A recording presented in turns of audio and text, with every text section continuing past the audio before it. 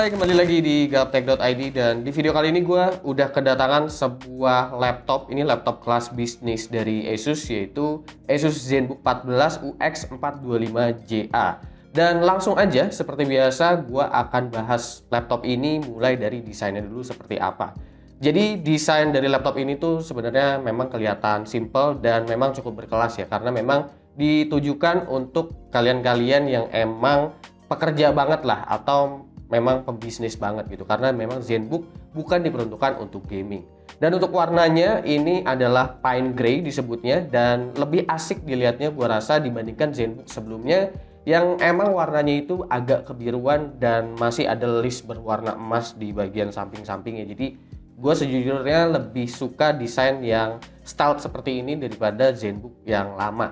Dan untuk bahannya sendiri, keseluruhan itu ini menggunakan bahan metal, dan bahan metalnya ini udah military grade.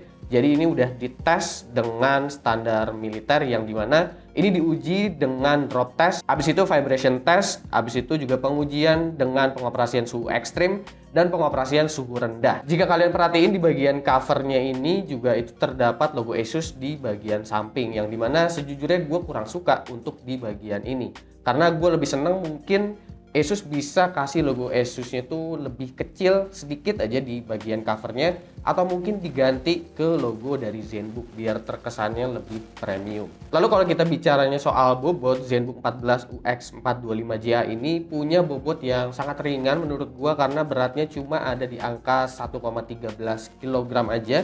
Dan untuk dimensinya sendiri itu ada di angka 20,8 kali 31,9 kali 1,39 cm. Jadi ini menurut gua adalah sebuah laptop yang dimensinya sangat ringkas dan benar-benar tipis banget ya. Kenapa gue bilang tipis banget? Karena di sini Asus masih bisa nempatin yang namanya USB 2.0 dan juga slot untuk HDMI, yang dimana ini benar-benar dibutuhin buat pekerja-pekerja misalkan untuk presentasi, jadi nggak perlu masang banyak-banyak dongle lagi, dan itu semua bisa ditempatin di laptop yang tebelnya itu kurang dari 1,5 cm. Selebihnya untuk I/O port itu udah tersedia dua USB Type-C, yang dimana keduanya itu udah mendukung untuk USB Thunderbolt 3 juga, dan terdapat micro SD reader. Tapi untuk USB Type-C-nya ini salah satunya adalah untuk power adapter, dan power adapternya ini juga nggak terlalu besar. Ini punya daya di angka 65 watt dan ini menggunakan USB Type-C. Jadi kalau kalian nanti mau ngecharge atau mau pakai power adapter lain sebenarnya masih bisa juga, selama itu dayanya 65 watt dan menggunakan USB Type-C. Jadi sebenarnya kalau dibilang secara keseluruhan yang benar-benar aktif, kalau misalkan kalian lagi pakai laptop ini menggunakan power adapter, itu sebenarnya USB Type-C-nya jadi cuma satu aja. Tapi nggak masalah, sebenarnya laptop ini nanti di paket penjualannya juga sebenarnya udah terdapat yang namanya USB dongle juga. Jadi kalau misalkan mau ditambahin lebih banyak nggak masalah, atau misalkan mau ditambahin GPU eksternal pun itu udah bisa, karena laptop ini udah ada Thunderbolt 3-nya. Lalu selanjutnya ZenBook 14 yang satu ini juga masih menggunakan konsep ergo lift, yang dimana untuk ergo lift itu bagian bawahnya akan terbuka sedikit atau terangkat sedikit untuk intake dari airflow-nya, karena di bagian bawah sini juga Asus nampaknya masih cukup serius untuk ngasih cooling yang cukup baik di laptop ini, karena meskipun ini laptop tipis, di bagian bawahnya terdapat lubang-lubang untuk airflow di laptop ini. Lalu meski laptop ini ukurannya bisa dibilang kecil secara dimensi, tapi Asus di sini masih mempertahankan untuk layout keyboardnya, terutama di bagian huruf dan juga angkanya, karena ukurannya ini masih setara dengan keyboard desktop. Jadi yang mengecil itu hanya di bagian F1, F2 dan seterusnya. Habis itu di bagian untuk arrow key-nya aja.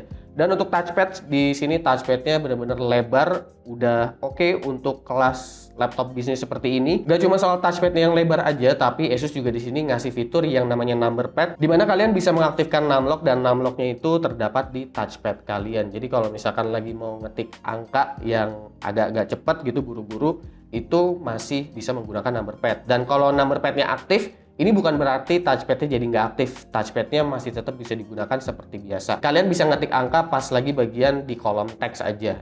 Jadi nggak mengganggu sama sekali untuk bagian touchpadnya. Lalu untuk display, nah ini displaynya menurut gue menarik karena ini menggunakan panel 1 watt. Dan ini udah IPS level, resolusinya Full HD, tentu aja 60 Hz ya. Dan tingkat kecerahannya ini bisa mencapai 400 nits. Ini gue rasa adalah salah satu komponen yang dimana bisa membuat laptop ini jadi hemat baterai. Dan nggak cuma itu aja, kali ini juga di bagian bezelnya, Nano Edge display itu sekarang screen to body ratio-nya udah mencapai angka 90%, jadi untuk bezelnya ini udah sangat-sangat tipis. Lalu, bicara soal bezel yang tipis juga biasanya webcam itu jadi dikorbanin. Entah itu webcamnya ditaruh di bawah atau bahkan nggak ada sama sekali. Tapi untuk ZenBook 14 ini webcam itu tetap tersedia dan webcamnya ini udah resolusi 720p, dan di sini Asus menyediakan IR sensor 3D kamera itu untuk Windows Hello. Jadi kalau misalkan kalian menggunakan Windows Hello, seenggaknya pengenalan wajah bisa dideteksi lebih cepat dalam kondisi cahaya, mau itu terang ataupun gelap. Lalu selanjutnya yang mau gue bahas adalah soal spesifikasi. Nah, untuk spesifikasinya di sini menggunakan Intel Core i7 1065G7 dengan iGPU Intel Iris Plus, RAM 16GB, LPDDR4X 3200 MHz, NVMe SSD 512GB, Wi-Fi 6 dengan Bluetooth 5, dan udah include dengan Windows 10. Opsi upgrade yang tersedia di ZenBook 14 ini cuma di bagian NVMe SSD-nya aja, karena untuk RAM LPDDR4X itu memang udah tersolder, jadi nggak ada slot SODIMM di sini. Kalian udah nggak bisa upgrade lagi RAM-nya, tapi untuk NVMe SSD itu masih bisa hingga 2 TB.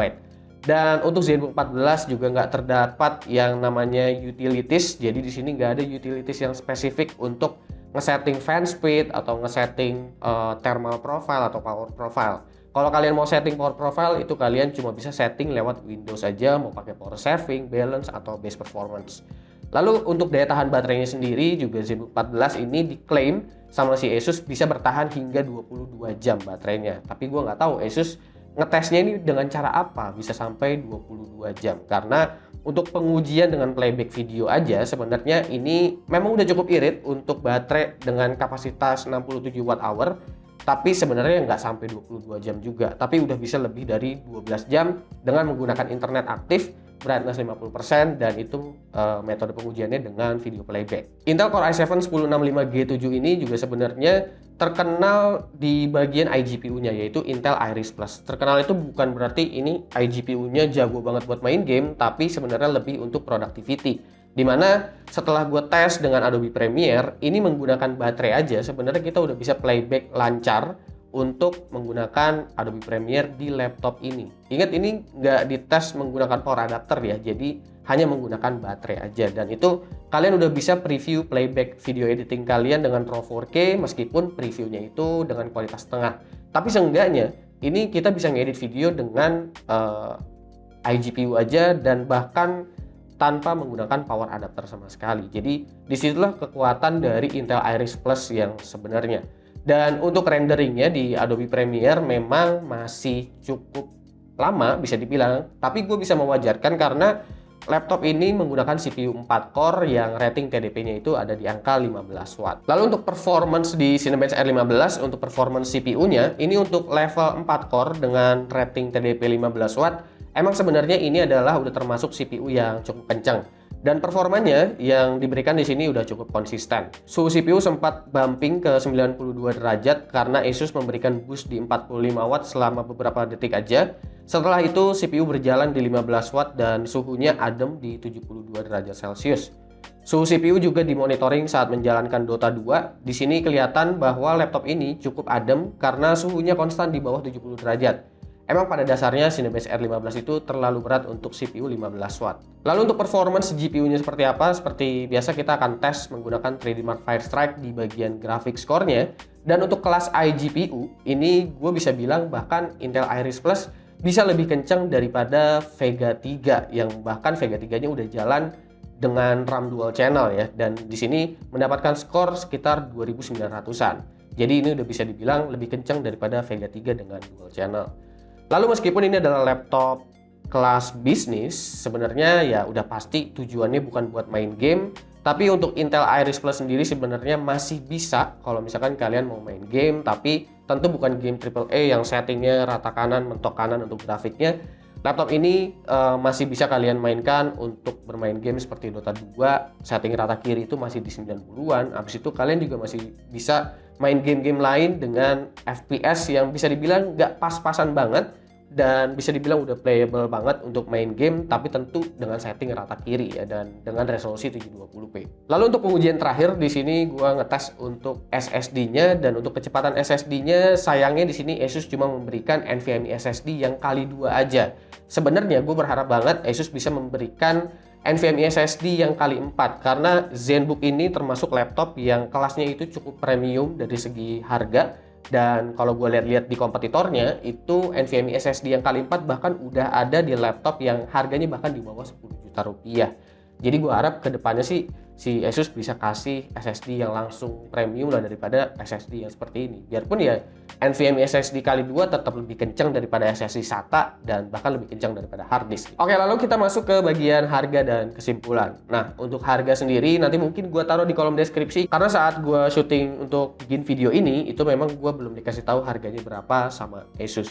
Tapi untuk kesimpulan gua soal ZenBook 14 UX 452JA ini adalah ini sebuah laptop kelas bisnis yang menarik, berkelas super tipis, super ringan, dan performanya juga nggak sembarangan. Tapi nggak sembarangan di sini performanya dalam tanda kutip, nggak sembarangan performanya untuk laptop kelas bisnis ya, bukan untuk laptop gaming. Dan selebihnya ya itu tadi, gue berharap soal NVMe SSD-nya untuk kedepannya Asus bisa kasih NVMe SSD yang premium sekalian untuk laptop kelas premium mereka. Oke, kira-kira gimana menurut kalian ZenBook 14 UX 425JA yang satu ini? Silahkan komen di bawah dan kasih pendapat kalian masing-masing. Jangan lupa like, share, dan subscribe jika video ini menarik buat kalian. Follow sosial media gue kalau lu kepo sama apa yang ada di balik layar gaptek. Gue Suki, dan seperti biasa sampai jumpa di lain kesempatan.